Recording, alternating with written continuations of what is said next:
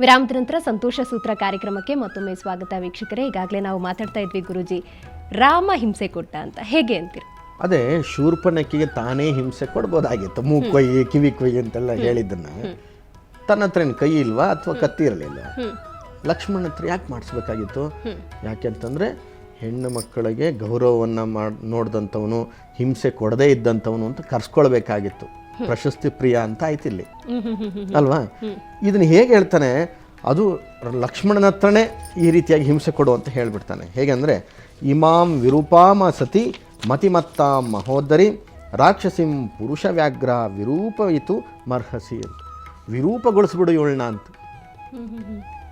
ಇಂತಹ ಒಬ್ಬಳು ಇಲ್ಲಿ ಇರಲೇಬಾರ್ದು. ಅವಳು ಮಾಡಿರ್ತಕ್ಕಂಥ ತಪ್ಪಿಗೆ ಅಂಗಗಳನ್ನು ಕತ್ತರಿಸಿ ವಿರೂಪಗೊಳಿಸಬೇಕು ಅಂತ, ರೂಪವನ್ನೇ ಹಾಳು ಮಾಡಬೇಕು ಅಂತ ಒಬ್ಬ ರಾಮ ಹೇಳ್ತಾನೆ ಅಂತಂದರೆ ಇದು ಹೇಗೆ? ಇದಿಷ್ಟು ರಾಮನ ಬಗ್ಗೆ ಒಂದು ಶೂರ್ಪನಖಿ ಸಂಬಂಧಪಟ್ಟ ಹಾಗೆ ಬಂದಿರತಕ್ಕಂಥ ಒಂದು ಅಪವಾದ. ಗುರುಜಿ, ಈಗ ನಾನು ಕೇಳೋದು, ಈಗ ಒಂದು ಸುಳ್ಳು ಅಂತ ಹೇಳೋದಾದ್ರೆ ಸಂದರ್ಭಕ್ಕೆ ಅದು ಸರಿ ಅನ್ಸುತ್ತೆ ಅಂದ್ರೆ ಸುಳ್ಳು ಕೂಡ ಯಾವುದೋ ಒಂದು ಉದ್ಧಾರ ಆಗತ್ತೆ ಅಥವಾ ಮತ್ತೇನೋ ಒಳ್ಳೇದಾಗತ್ತೆ ಅಂದ್ರೆ ಸುಳ್ಳು ಉಚಿತ ಅಂತಾನೆ ಹೇಳ್ತಾರಲ್ವಾ? ಹೌದು, ಸಂದರ್ಭಕ್ಕೆ ಅನುಗುಣವಾಗಿ ಆ ಸುಳ್ಳನ್ನು ಬಳಸಬಹುದು ಅನ್ನುವಂಥದ್ದು ಇದೆ ಶಾಸ್ತ್ರದಲ್ಲೂ ಸಮೇತ. ಇಲ್ಲಿ ಅಂತ ಸಂದರ್ಭ ಬಂದಿಲ್ಲ ಅಂತ ನೀವು ಹೇಳೋದಾ ಅಥವಾ ಅಲ್ಲಿರೋ ಉಲ್ಲೇಖ ಆ ರೀತಿ ಇದೆ ಅಂತ ನೀವು ಹೇಳೋದು ಹೇಗೆ? ಇಲ್ಲಿ ಇದನ್ನ ಒಂದು ಹಂತಕ್ಕಿದೀಗ ಅವ್ರನ್ನ ವಿರೋಧವಾಗಿ ನಾನು ಮಾತಾಡಿದೆ, ಆದರೆ ಸಮರ್ಥನೆ ನಿಜವಾಗಿ ರಾಮಾಯಣನೇ ಮಾಡುತ್ತೆ. ಯಾಕೆ ಮಾಡ್ದ ಅಂತಂದರೆ, ಈಗ ಕೆಟ್ಟದ್ದು ಆಗ್ತಾ ಇದೆ ಅಂತನ್ನುವಾಗ ಅದನ್ನು ನಿಭಾಯಿಸ್ಲಿಕ್ಕೆ ಅಥವಾ ಅದನ್ನು ಸರಿಪಡಿಸ್ಲಿಕ್ಕೆ ಒಂದು ಸುಳ್ಳು ಹೇಳಲೇಬೇಕಾಗತ್ತೆ, ಹೌದಲ್ಲ? ಈಗ ಏನಾದರೂ ಕೋಲ್ಡ್ ವಾಟರ್ ಮಗು ಕುಡಿತದೆ ಅಂತ ಇಟ್ಕೊಳ್ಳಿ, ಅಥವಾ ಬೇರೆ ಇನ್ನೇನೋ ದೊಡ್ಡವ್ರು ಕುಡಿಯುವಂಥದ್ದು ಅದು ಹತ್ರ ಬಂದು ಕುಡಿತು ಅಂತ ಇಟ್ಕೊಳ್ಳಿ, ನೀವು ಇದೆಲ್ಲ ಕುಡಿಬಾರ್ದು, ಇದು ಔಷಧಿ ಹಂಗೆ ಏನೋ ಆಗುತ್ತೆ, ಹಂಗಾಗ್ಬಿಡುತ್ತೆ ಅಂತ ಹೇಳ್ತೀವಿ. ಅಥವಾ ದೊಡ್ಡವ್ರಿಗೆ ಬೈತಾ ಇದೆ ಅಂತ ಇಟ್ಕೊಳ್ಳಿ, ಬೈಬಾರ್ದು, ಕಣ್ಣು ಹೊರಟೋಗ್ಬಿಡುತ್ತೆ ನಿನಗೆ ಅಂತ ಹೇಳ್ತೀವಿ. ಅಂದರೆ ಕಣ್ಣು ಹೊರಟೋಗಿ ಕಣ್ಣೇ ಹೋಗುತ್ತೆ, ಯಾರಿಗಾರು ಬೈದ್ರೆ ಏನೂ ಹೋಗೋದಿಲ್ಲ. ಒಂದು ಸುಳ್ಳು, ಊಟ ಮಾಡ್ತಾ ಇದೆ ಮಗು ಅಂತ ಇಟ್ಕೊಳ್ಳಿ, ಚಂದ್ರನ ತೋರಿಸ್ಬಿಟ್ಟು ತಾಯಿ ಹೇಳ್ತಾಳೆ, ಆ ಚಂದ್ರನ್ ತಂದು ಕೊಡ್ತೀನಿ ನಿನಗೆ, ಈಗ ಊಟ ಮಾಡು ಆಗುತ್ತಾ? ತಾಯಿ ಸುಳ್ಳು ಹೇಳ್ಬಿಟ್ಲು ಅಂತ ಅರ್ಥ ಅಲ್ಲ ಅದು. ಆ ಸಂದರ್ಭಕ್ಕೆ ಏನು ಬೇಕಾಗಿತ್ತೋ ಅಗತ್ಯವಾಗಿ ಬೇಕಾಗಿದ್ದನ್ನು ಹೇಳಿದ್ದಷ್ಟೇ. ಇಲ್ಲಿ ಮೊದಲಿಗೆ ಅವಳು ಬಂದು ಮಾತಾಡಿದ್ದೆಲ್ಲ ತಮಾಷೆ ಆಗಿತ್ತು. ಅಯ್ಯೋ ಎಷ್ಟು ಚಂದ ಇದೆಯಾ ನೀನು, ನನಗೆ ಮೋಹಿತನಾಗಿದೀಯ, ಮೋಹಿಸ್ತಾ ಇದ್ದೀನಿ ನನ್ನನ್ನು ಸ್ವೀಕರಿಸು, ಹಾಗೆ ಹೇಗೆ ಅಂತ ಫಸ್ಟ್ ಹೇಳಿದ್ಲು ಯಾರು? ಶೂರ್ಪನಖಿ. ಆದರೆ ರಾಮ ಹೇಳಿದ, ನನಗೆ ಹೆಂಡತಿ ಇದ್ದಾಳೆ ನೋಡಲ್ಲಿದ್ದಾಳೆ ನೋಡು, ನನ್ನ ಹತ್ರ ನೀನು ಆ ಥರ ಆಟ ಆಡಬಾರ್ದು, ನೀನು ಏನಕ್ಕೆ ಬಂದಿದ್ದು ಹಾಗೆ ಹೊರಟೋಗು ಅಂತ ಹೇಳಿದ.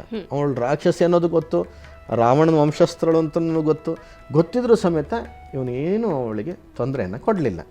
ಈ ತುಂಟಾಟ ಎಲ್ಲಿವರೆಗೆ ಹೋಯಿತು ಅಂತಂದರೆ, ನಿನಗೆ ಮದುವೆ ಆಗಿದೆಯಲ್ವಾ, ಬಿಟ್ಬಿಡು ಅವಳನ್ನ ಅಂತ ಅನ್ನೋಕ್ಕೆ ಶುರು ಮಾಡಿದ್ಲು ಶೂರ್ಪನಖಿ. ಹೌದು, ಬಿಟ್ಬಿಡು ಅನ್ನೋದಕ್ಕೂ ಶುರು ಮಾಡಿದ್ದಷ್ಟೇ ಅಲ್ಲ, ಆವಾಗ ಹೇಳಿದ್ಲು, ನೋಡು ಅಲ್ಲೊಬ್ಬನೇ ಇದ್ದಾನೆ, ಅವನ ಹತ್ರ ಹೋಗಿ ಚೇಡ್ಸು ಸ್ವಲ್ಪ, ಇವನಿಗೆ ತಮ್ಮನ ಹತ್ರ, ನನ್ನ ಹತ್ರ ಏನು ತಮಾಷೆ ಆಡೋದು ಇವಳು, ತಮ್ಮನ ಹತ್ರ ತಮಾಷೆ ಆಡಲಿ, ಅವನೇ ಸರಿ ಮಾಡಲಿ ಅಂತ. ಈಗ ನಾವು ನಮ್ಮ ಹತ್ರ ಯಾರು ಭಾಳ ಕಿರಿಕಿರಿ ಮಾಡೋರು ಬಂದರೆ ಅವನ ಹತ್ರ ಮಾತಾಡ, ನನ್ನ ಹತ್ರ ಬೇಡ ಅಂತಾರಲ್ಲ, ಅಷ್ಟೇ ಹೇಳಿದ್ದು ಇವನು. ಅವನು ಏನು ಹೇಳಿದ್ದು, ಅಕೃತದಾರಶ್ಚ ಅಂತ ಅಂದ ತಕ್ಷಣ ಮೂಲಾರ್ಥ ಏನಂತಂದರೆ, ಈಗ ಧಾರೆ ಎರಿಯಲು ಪಡದೇ ಇದ್ರೂ ಸಮೇತ ಈಗ ಅವನು ಬ್ರಹ್ಮಚಾರಿ ಅಲ್ವಾ, ಈಗ ಹೆಂಡತಿ ಊರಿಗೆ ಹೋದಾಗ ಪೋಸ್ಟ್ ಬ್ಯಾಚುಲರ್ ಅಂತ ಕರೀತಾನೆ ಹಾಗೆ ಈಗ ಅವನು ಮದುವೆ ಆಗಿದ್ರೂ ಸಮೇತ ಈಗ ಅವನು ಹೆಣ್ಣನ್ನು ಹೊಂದದೇ ಇರ್ತಕ್ಕಂಥವನು ಅಥವಾ ಹೆಂಡತಿ ಜೊತೆಗೆ ಇಲ್ಲದೇ ಇರ್ತಕ್ಕಂಥವನು ಅಂತ ಒಂದು ಅರ್ಥ ಬರುತ್ತೆ.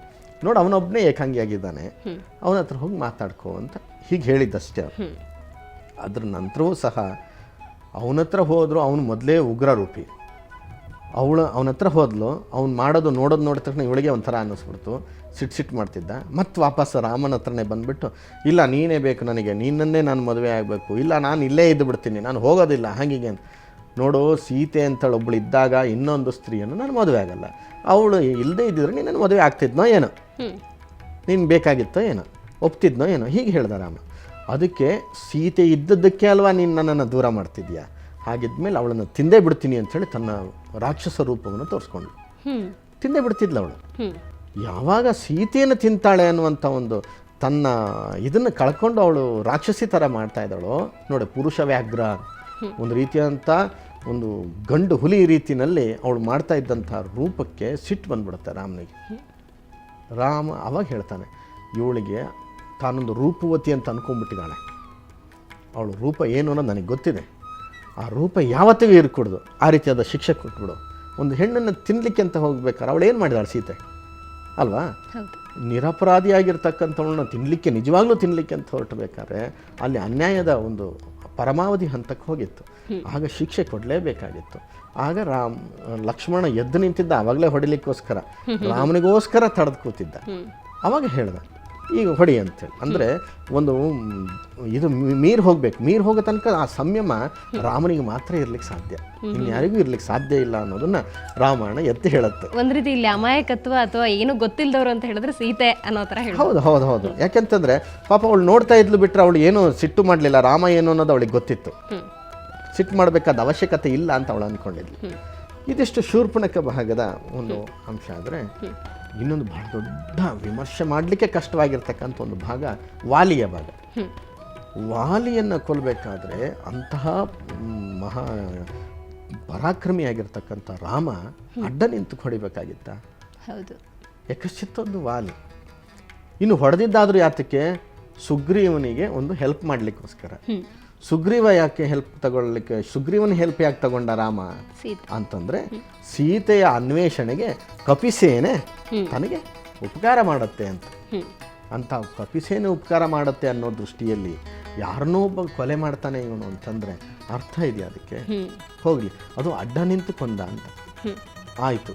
ಆ ಕೊಂದ ನಂತರ ಇಲ್ಲಿ ಇನ್ನೊಂದು ಅರ್ಥ ಯೋಚನೆ ಮಾಡಬೇಕಾಗಿದೆ. ವಾಲಿ ಬಂದು ಹೇಳ್ತಾನೆ, ನೀನು ಯಾಕೆ ಸುಗ್ರೀವನ ಹತ್ರ ಹೋದೆ ರಾಮ? ಅಂಥ ರಾವಣನನ್ನು ಹೊಡೆದು ನನ್ನ ಮಗನ ತೊಟ್ಲನ್ನು ತೂಗ್ಲಿಕ್ಕೆ ನಾನು ಬಿಟ್ಕೊಂಡಿದ್ದೆ ರಾವಣನ. ನೀನು ಹೇಳಿದರೆ ನಾನೊಂದು ಗರ್ಜನೆ ಹಾಕಿದರೆ ಸೀತೆನ ತಗೊಂಬಂದು ಬಿಡ್ತಿದ್ದೆ, ಯಾಕಂದ್ರೆ ನನಗೆ ಅಷ್ಟೇ ಹೆದರ್ತಾನೆ ರಾವಣ. ಈ ಮಾತನ್ನು ಮುಂಚೆನೇ ಹೇಳಿದರೆ ನಾನೇ ನಿನಗೆ ಸಹಕಾರ ಮಾಡ್ತಾ ಇದ್ದೆ.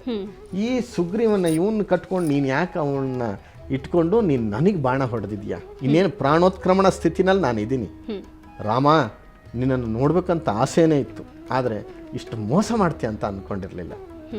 ಈ ರೀತಿಯಾಗಿ ನೀನು ಹೊಡೆದುಕೊಂಡಿದ್ಯಾ ಅಂತ ಇನ್ನೊಂದು ಉಪಕಥೆಗಳಲ್ಲಿ ಕೇಳ್ತೀವಿ. ಇದೇ ಒಂದು ಸಂದರ್ಭಕ್ಕೆ ರಾಮ ಹೇಳ್ತಾನಂತೆ, ನಾನು ಈ ಜನ್ಮದಲ್ಲಿ ಅಡ್ಡ ನಿಂತು ಹೊಡೆದಿದ್ದೀನಿ ನಿನಗೆ, ಮುಂದಿನ ಜನ್ಮದಲ್ಲಿ ನಾನು ಪುನಃ ಈ ಭೂಮಿ ಮೇಲೆ ಬಂದರೆ ನೀನು ನನಗೆ ಅಡ್ಡ ನಿಂತು ಹೊಡಿ, ನಾನು ಹಾಗೆ ಪ್ರಾಣವನ್ನು ಬಿಡ್ತೀನಿ. ಈ ರೀತಿ ಕೆಲವೊಂದು ಪ್ರಸಂಗಗಳನ್ನು ನೋಡ್ಬೇಕಾದ್ರೆ ಗುರುಜಿ, ಒಂದು ರೀತಿ ರಾವಣ ಒಂದು ರೀತಿ ಹೀರೋ ಆಗ್ತಾರ ಅಂತ. ಹೌದು ಹೌದು.